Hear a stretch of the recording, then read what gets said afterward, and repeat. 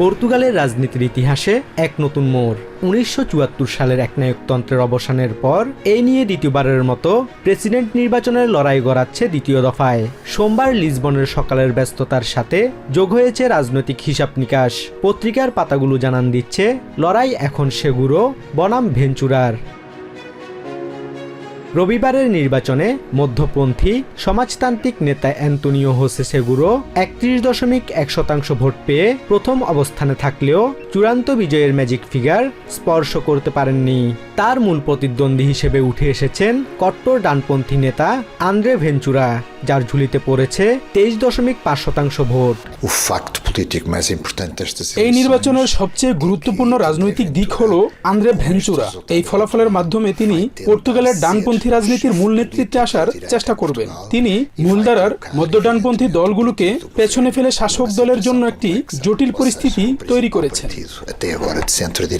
পর্তুগালের প্রেসিডেন্টের ক্ষমতা মূলত অনেকটা আনুষ্ঠানিক হলেও বিশেষ পরিস্থিতিতে সংসদ ভেঙে দেয়া বা আইন ভেটো দেওয়ার মতো গুরুত্বপূর্ণ ক্ষমতা তার হাতে থাকে। বিশ্লেষকরা বলছেন ডানপন্থী দলগুলোর মধ্যে বিভক্তির কারণেই মধ্য বামপন্থী সেগুরো সুবিধাজনক অবস্থানে রয়েছেন, তবে সাধারণ মানুষের মধ্যে মিশ্র প্রতিক্রিয়া দেখা দিয়েছে।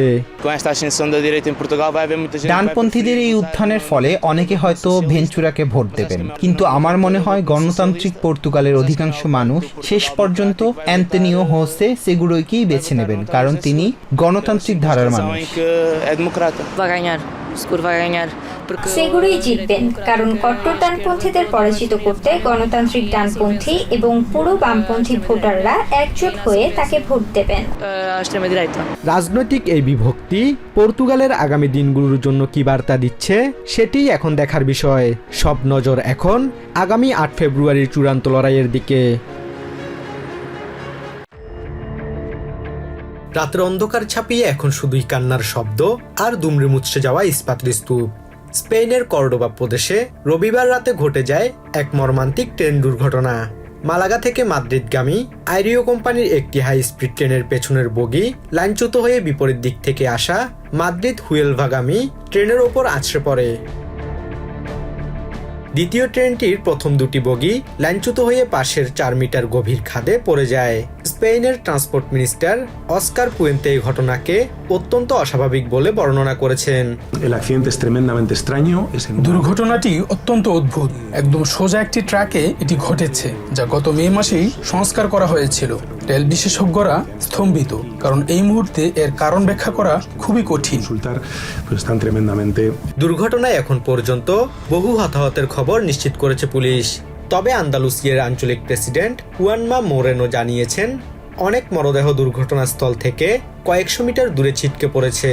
নিহতের সংখ্যা আরও বাড়তে পারে বলে আশঙ্কা তার। বেঁচে ফেরা যাত্রীদের বর্ণনায় উঠে এসেছে বিভীষিকার কথা। কেউ জানালা ভেঙে বের হয়েছেন, কেউ আবার চোখের সামনে সহযাত্রীকে মৃত্যুর কোলে ঢেকে পড়তে দেখেছেন। দুর্ঘটনায় আহত ১৫৯ জনের মধ্যে অন্তত ১২ জনের অবস্থা আশঙ্কাজনক। কিছু মানুষ ঠিক ছিল, কিন্তু বাকিদের অবস্থা ছিল খুবই খারাপ। আমাদের সামনেই মানুষগুলো মারা যাচ্ছিল, কিন্তু আমরা কিছুই করতে পারছিলাম না। ভয়াবহ এই বিপর্যয়ে উদ্ধার কাজের পাশাপাশি স্বজনদের তথ্য দিয়ে সহায়তা করতে এগিয়ে এসেছে স্প্যানিশ রেড ক্রস। দুর্ঘটনাস্থলের সবচেয়ে কাছের পয়েন্টে একটি জরুরি তথ্য কেন্দ্র স্থাপনা করেছে সংস্থাটি। দুর্ঘটনাস্থলে যাওয়ার রাস্তা অত্যন্ত সংকীর্ণ হওয়ায় এবং উদ্ধার কাজ চলমান থাকায় সেখানে সাধারণ মানুষের প্রবেশ সম্পূর্ণ নিষিদ্ধ করা হয়েছে। আমরা একটি তথ্য ও সহায়তা কেন্দ্র স্থাপন করেছি। যারা এখনো তাদের স্বজনদের খুঁজে পাননি বা যাদের সাথে যোগাযোগ করতে পারছেন না, তারা এখানে প্রয়োজনীয় তথ্য পাবেন। দেশের এই ভয়াবহ শোকাবহ সময়ে বর্তমানে গ্রিস সফরে রয়েছেন স্পেনের রাজা ফিলিপ এবং রানী লেটিজিয়া। দুর্ঘটনায় হতাহত ও তাদের স্বজনদের প্রতি গভীর সমবেদনা জানিয়েছেন এই রাজদম্পতি। সেই সাথে আদামুজ শহরের সাধারণ মানুষ যেভাবে উদ্ধার কাজে ঝাঁপিয়ে পড়েছেন তার জন্য কৃতজ্ঞতা প্রকাশ করেন তারা।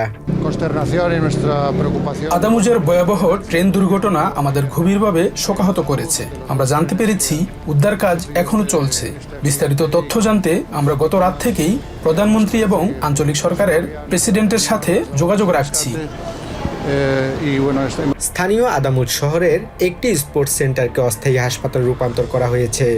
নিখোঁজদের শনাক্ত করতে কর্ডোবায় ডিএনএ নমুনা সংগ্রহের বুথ খুলেছে সিভিল গার্ড। এদিকে স্পেনের প্রধানমন্ত্রী পেদ্রো সানচেজ এই ঘটনাকে দেশটির জন্য গভীর শোকের রাত হিসেবে অভিহিত করেছেন। 2013 সালের পর এটি স্পেনের সবচেয়ে বড় রেল ট্র্যাজেডি। উচ্চগতির রেল নেটওয়ার্কে ইউরোপের শীর্ষে থাকা দেশটির জন্য এই দুর্ঘটনা এখন অনেক বড় প্রশ্নের জন্ম দিয়েছে।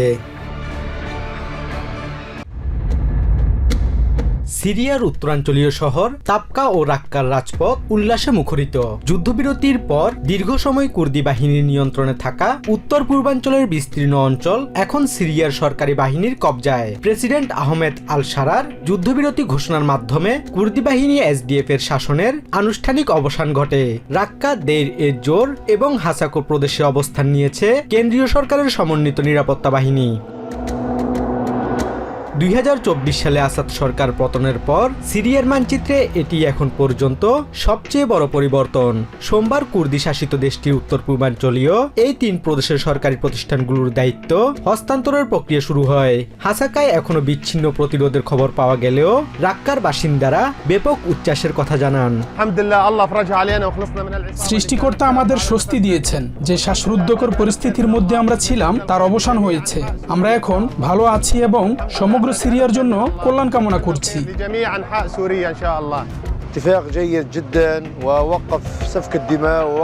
খুবই ভালো লাগছে, একটি চুক্তি হয়েছে।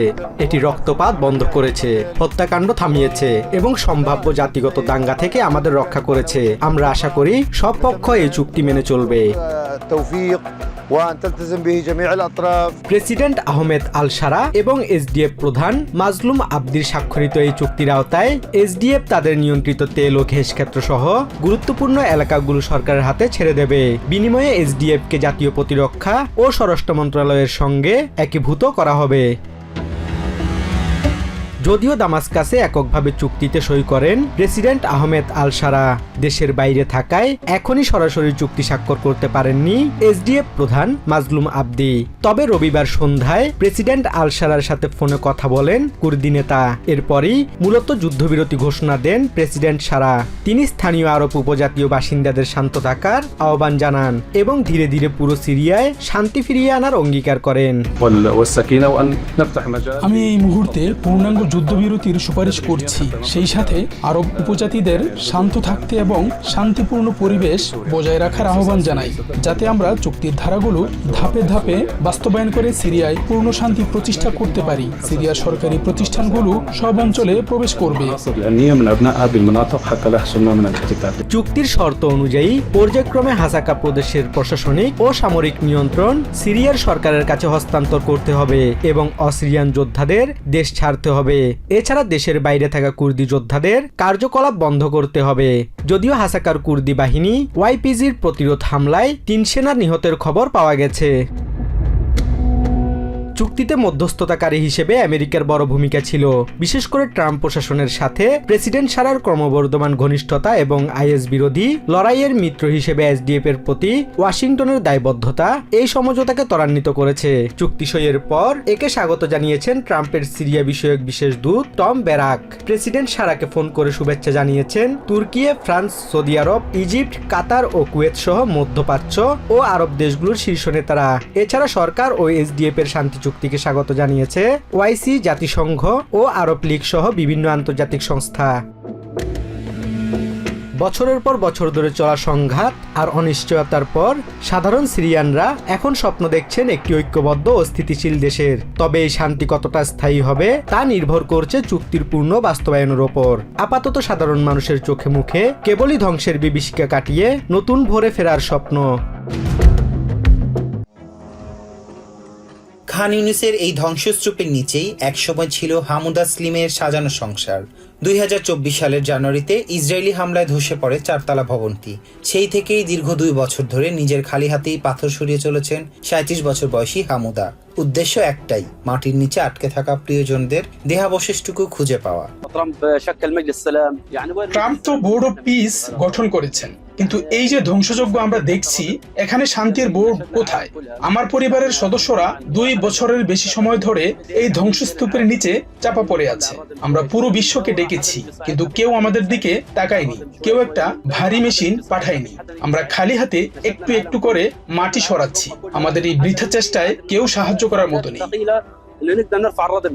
হামুদার পরিবারের 17 জন সদস্য সেই হামলায় প্রাণ হারিয়েছিলেন। এর মধ্যে 11 জন এখনো নিখোঁজ।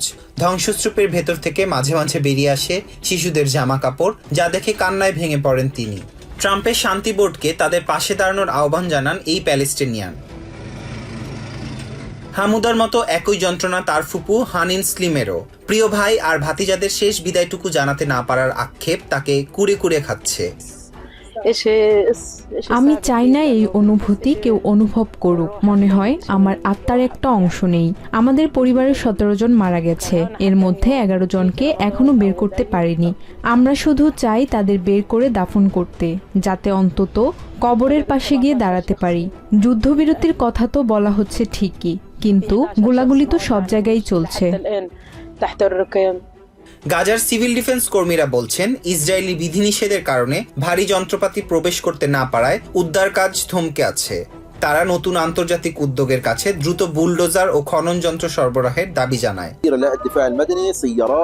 আমরা বোর্ড অফ পিসের কাছে দাবি জানাচ্ছি উদ্ধার কাজ চালাতে বুলডোজার ও ভারী যন্ত্রপাতি পাঠানো হোক, যাতে আমরা শহীদদের মরদেহ উদ্ধার করতে পারি। গাজার পুনর্গঠন দ্রুত শুরু করা দরকার, কারণ মানুষ আশ্রয় কেন্দ্রে অমানবিক কষ্টে দিন কাটাচ্ছে।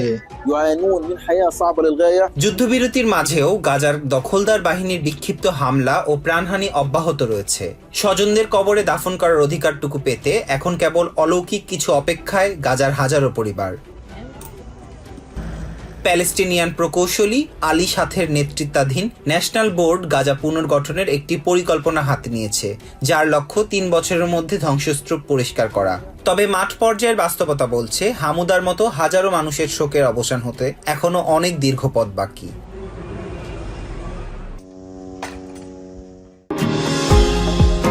নিউ ইয়র্ক থেকে সম্প্রচারিত TVN 24 টেলিভিশন বিশ্বজুড়ে বাঙালির কণ্ঠস্বর।